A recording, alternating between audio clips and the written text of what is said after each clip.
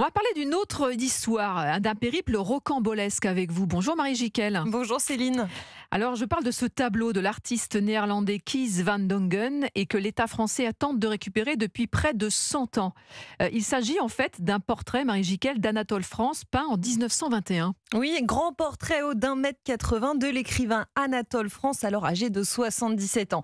Il apparaît très sage avec sa barbe blanche, canne dans une main, un chapeau dans l'autre, une touche de vert sur le nez. Un portrait presque royal d'Anatole France qui, à l'époque, va bientôt recevoir le prix Nobel de littérature. Vous vous souvenez de ces romans, Céline, comme Les dieux ont soif. Vieille d'un siècle, cette toile connaît un destin rocambolesque, vous l'avez dit. Alors accrochez-vous, son auteur, le peintre Van Dongen, proche du mouvement des Fauves, avait offert ce portrait à l'État français, mais il l'a finalement vendu accidentellement à un collectionneur qui lui-même le revend à la famille américaine Ford pour 80 000 $. Aujourd'hui, le tableau est toujours entre les mains de la famille Ford aux États-Unis depuis plus de 50 ans, mais l'État français le réclame puisque cette toile lui appartient.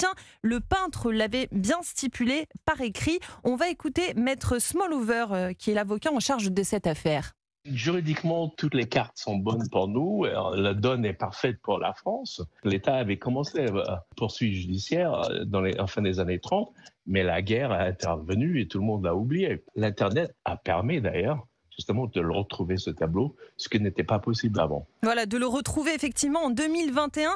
La famille Ford organisait une vente aux enchères de sa collection. Et dans cette collection, le fameux tableau dont la vente a été annulée. Une vente aux enchères qui a permis donc de retrouver la toile, mais aussi de l'estimer 350 000 €. Les négociations sont toujours en cours. À suivre aussi. Merci beaucoup Marie Giquel, journaliste culture à Europe.